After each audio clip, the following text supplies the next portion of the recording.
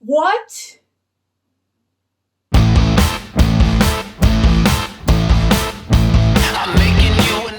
Let's see if it can help me choose a thumbnail for this video. Ooh, interesting. It would be nice, see it says, without a specific video title, it's challenging to assess how well the thumbnail content matches the video topic. It would be nice if they had an option to put the title with it, for those of us that haven't put it on our website yet. The background color is quite plain and doesn't add much visual interest. So I chose this background color specifically because it is the same color as Rob's glasses. So I'm gonna go ahead and say that's not my fault on this particular instance. So I have two possible thumbnails for this video. Let me try the other one. Ooh, that's a much better score. See, I changed only two things. I added the word new and then I made the question mark yellow instead of purple and I got an 83. So this time it doesn't say that it can't do the title. And again, it's telling me I'm being boring. All right, so since this one scored a 83 and the other one's only scored a 69, this is the one I'm gonna keep. So one thing that's missing from this tool is a little bit of an understanding of what a good score is. It has it green and the other one scored a score that was yellow, so I'm assuming that green is good and yellow's okay, but it would be nice to know, like, hey, 85 is a perfect score or 100 is a perfect score. I'm assuming that 100 is perfect, but we don't know that. There's nothing on here that tells us what a good score is. So let's try on here. I noticed if I scroll down, they have this from Mr. Beast. So if anyone's gonna have a good thumbnail, it should be him. Whoa! So my thumbnail scored better than his. It says his thumbnail and his title don't match. The composition feels slightly disjointed due to the stark contrast. He bumped up the saturation and the vibrance, and I like it. Since this is VidIQ's tool, let's try some of their thumbnails and see if theirs are scoring higher than mine and see if they can beat Mr. Beast. I'm not going to use the one they gave us as an example. I want to pick my own. I'm picking some that have good views first because this is supposed to help you get good views. So let's see. So they got an 88. They did. They got better than my score and they got better than Mr. Beast's score on this one. Their title and their thumbnail don't match, which they got a needs improvement for that. And they got a great with everything else. So this one apparently is a very good thumbnail. Let's try another one that they posted that they got a lot of good views on. Let's try... Ooh, so this one, they got a lot of really good views on it, but it didn't do that well. And you can see it's kind of old. It's from 2020. So maybe I should pick a different one. I don't know if this is newer, but it is scoring higher. And I definitely would click on it. And in fact, I think I have clicked on this. And I don't know if I think that it is necessary for the title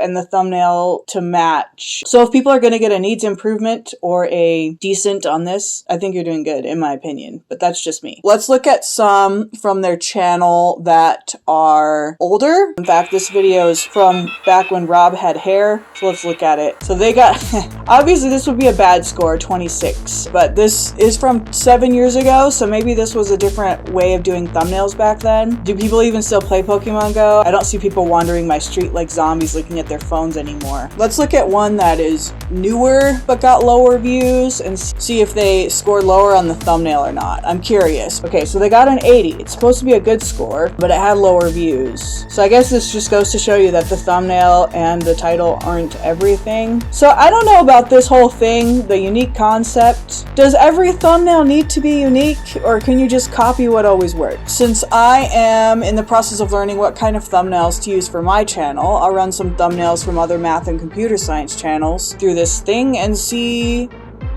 what scores they got.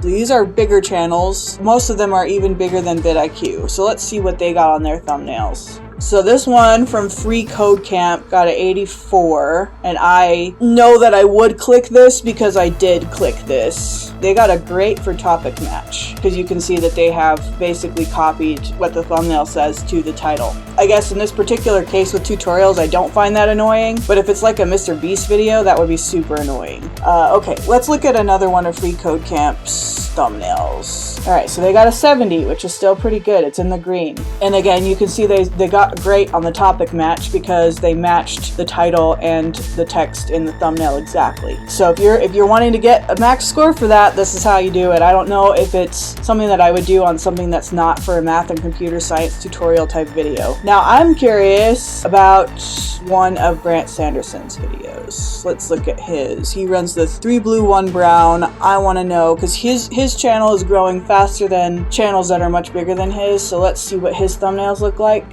He got an 81. Yellow arrow feels slightly out of place. That okay. See, this is nitpicky right here. I feel like this is nitpicky. So this is saying that he's not being very creative. I think it's fine. It's okay, Grant. You don't need to paint us anything. All right, let's look at one more of his. All right, so this one is a 52, and this is one of his videos that has the most views. He has millions and millions and millions of views on this video. So I don't know.